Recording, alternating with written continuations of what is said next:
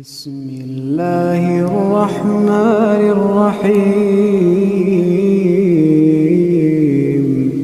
أرأيت الذي يكذب بالدين فذلك الذي يدع اليتيم ولا يحض على طعام المسكين فويل للمصلين الذين هم عن صلاتهم ساهون الذين هم يراءون